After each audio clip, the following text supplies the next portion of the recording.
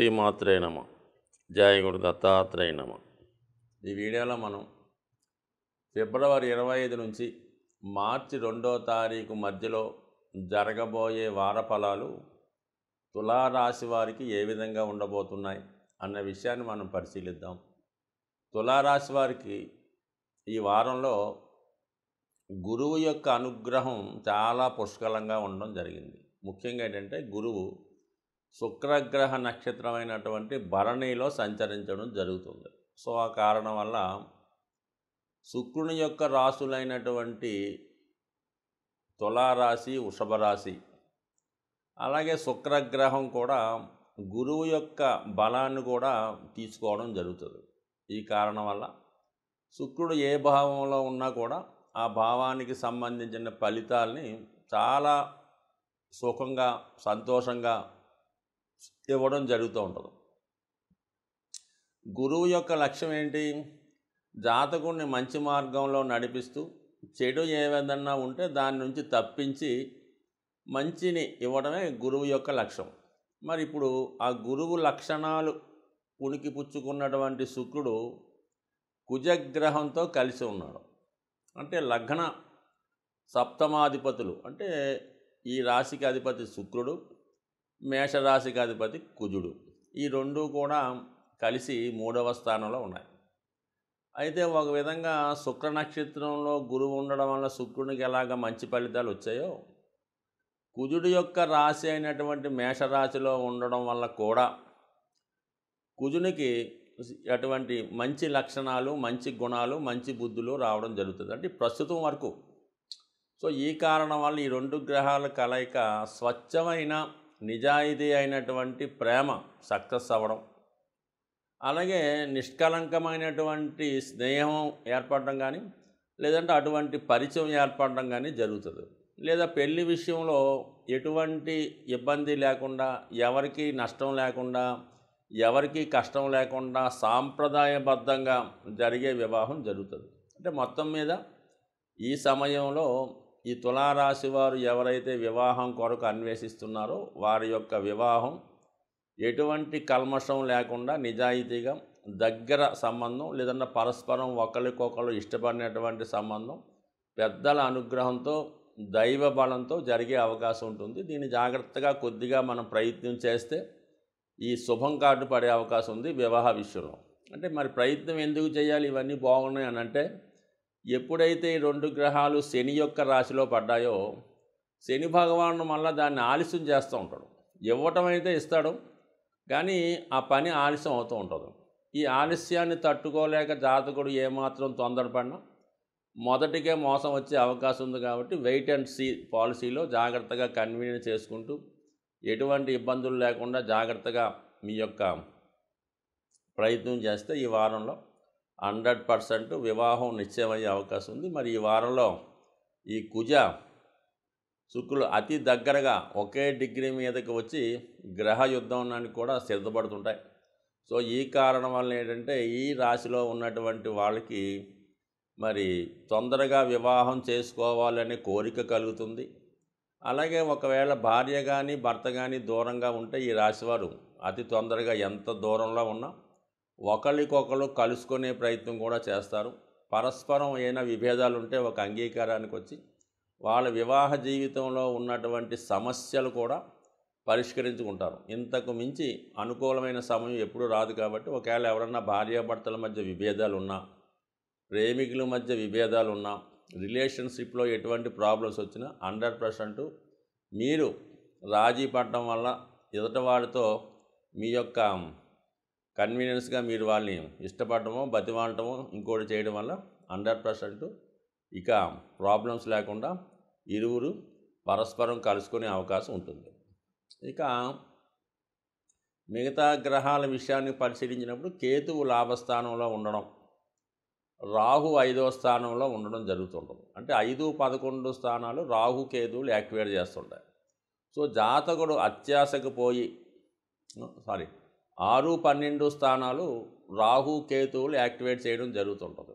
6 శత్రువులపై విజయాన్ని రావడం జరుగుతుంటుంది. అలాగే ఏదన్నా మీకు అనుకూలంగా రావడం జరుగుతుంటుంది. కాబట్టి ఈ సమయంలో ఎటువంటి సమస్య ఉన్నా మీకు పరిష్కారం అవుతుంది.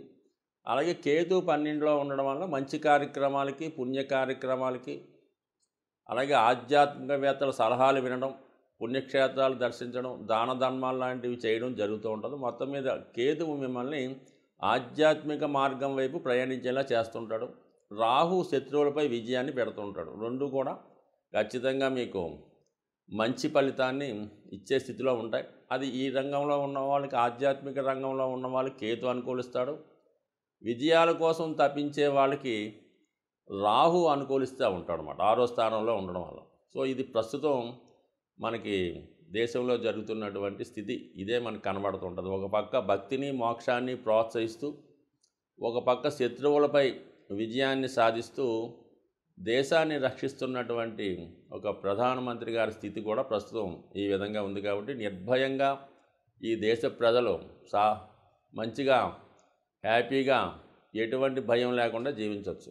సో ఇప్పుడు మరి ఈ రాశి వారికి గురుబలం అనుకూలంగా ఉండడం, రాహు కేతువుల స్థితి అనుకూలంగా ఉండడం, ఇవన్నీ కూడా మంచిగా ఉన్నాయి. పంచమ స్థానంలో ఉన్నటువంటి ఈ శుభగ్రహాలైనటువంటి 3 గ్రహాలు మిమ్మల్ని మీ టాలెంట్ని బయటపడే విధంగా మిమ్మల్ని ఒక మంచి మార్గంలో నడిపించే అవకాశం ఉంటుంది. జ్యోతిష శాస్త్రరీత్యా ఈ వారఫలాలు గమనిస్తున్న వారికి ఎలా ఉంటుందంటే, ఏదైనా లాభమైనా నష్టమైనా మన జన్మజాతకంలో ఉన్నటువంటి స్థితిని బట్టి మాత్రమే ఈ గోచారం ఆధారపడుతూ ఉంటుంది.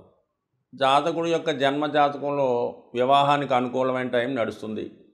అలాగే వివాహానికి తగిన విధంగా దశలు నడుస్తున్నాయి అనుకున్నప్పుడు దానికి ఈ గోచారం సపోర్ట్ చేసి వివాహాన్ని జరిపించే విధంగా చేస్తుంది.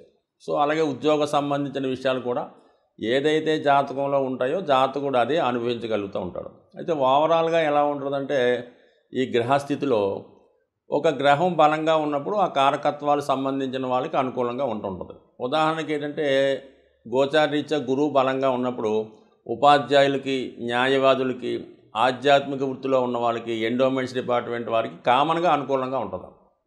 అలాగే శుక్రుడు అనుకూలంగా ఉంటే కంపల్సరీగా స్త్రీలకు అనుకూలంగా ఉంటుంది, సినిమా రంగంలో ఉన్న వాళ్ళకి అనుకూలంగా ఉంటుంది, మీడియా రంగంలో ఉన్న వాళ్ళకి అనుకూలంగా ఉంటుంది. అలాగే కుజుడు అనుకూలంగా ఉచ్చస్థితిలో ప్రస్తుతం సంచరిస్తున్నాడు కాబట్టి కామన్గా ఈ స్థిరాస్తి సంబంధించినటువంటి వ్యవహారాలు చేస్తున్న వాళ్ళకి, అలాగే రియల్ ఎస్టేట్ వ్యాపారం చేస్తున్న వాళ్ళకి, రాజకీయ రంగంలో ఉన్న వాళ్ళకి, అలాగే పోలీస్ డిపార్ట్మెంటు అంటే అన్ని యూనిఫారం వేసుకుంటూ దేశ రక్షణకి సంబంధించిన కార్యక్రమంలో ఉన్న వాళ్ళకి 100% ప్రస్తుతం కుజుడు ఉచ్చులో ఉన్నాడు. కాబట్టి కామన్గా ఈ వర్గం అందరికీ కూడా బాగుంటుంది.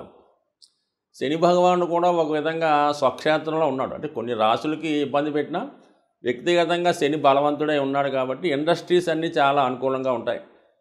సో అలాగే ఏంటంటే, ఈ ఎవరైతే కష్టపడి జీవితంలో పనిచేస్తుంటారో వాళ్ళకి డెవలప్మెంట్ అనుకూలంగా ఉంటుంది.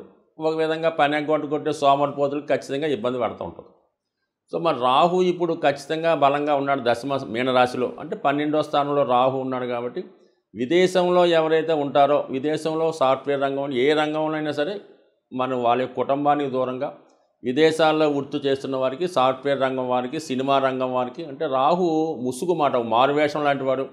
అందుకని ఏంటంటే సినిమా నటులు, సాఫ్ట్వేర్ రంగంలో ఉన్నవాళ్ళు, అంటే కంప్యూటర్ ముందు కూర్చుని పనిచేస్తున్న ప్రతి వాళ్ళు, అలాగే ఇప్పుడు యానిమేషన్ సంబంధించినవి, అలాగే ఉన్నవి లేనివి ఉన్నట్టు చెప్పే మాయాజాలం చేస్తున్న వారికి కూడా ఈ రాహు అనుకూలించే ఉంటాడు. అంటే సాధారణంగా ఏంటంటే జాతకుడి మీద అతని వ్యక్తిగతంగా అతని రాశి లగ్న ప్రభావమే కాకుండా గ్రహాల యొక్క స్థితి, వాటి యొక్క బలాన్ని బట్టి అనుకూలంగా ఉంటుంది. ఉదాహరణకు రాజకీయ రంగంలో ఉంటాడు, రవి వీక్గా ఉన్నప్పుడు వాడు సరిగ్గా ప్రజలకు సమాధానం చెప్పలేకపోతుంటాడు, ఇబ్బంది పడుతుంటాడు. సో అలాగే పోలీస్ డిపార్ట్మెంట్ వాడు ఉన్నప్పుడు ఆ కుజుడు బలంగా ఉన్నప్పుడు ఎన్కౌంటర్ చేసి వారెత్తుంటాడు, వచ్చిన ప్రతి వాడిని చితకొట్టి వారెత్తుంటాడు. ఈ విధంగా గ్రహాల స్థితి అందరి మీద ప్రభావం ఉంటుంది. పర్టికులర్గా కొన్ని రాశులకి వాటి స్థితిని బట్టి ఉంటుంది. బట్ ఏదైనా గ్రహాలని జాతకుడు తన యొక్క కార్యసాధన ద్వారా, తన యొక్క పనిచేసే విధానం వల్ల, దైవ ప్రార్థన వల్ల, తన క్రియ వల్ల, చర్యల వల్ల, బాధ్యతల వల్ల ప్రతి గ్రహాన్ని జాతకుడు తనకు అనుకూలంగా మార్చుకొని విజయవంతంగా తన యొక్క జీవితాన్ని చక్కదిద్దుకోవడానికే ఈ జ్యోతిష శాస్త్రం ఉపయోగపడుతుంది. జ్యోతిష్యాన్ని నమ్మినవాడు ఎవడు కూడా పాడవడు, నమ్మని వాడు కూడా ఏమీ ఇబ్బంది లేదు.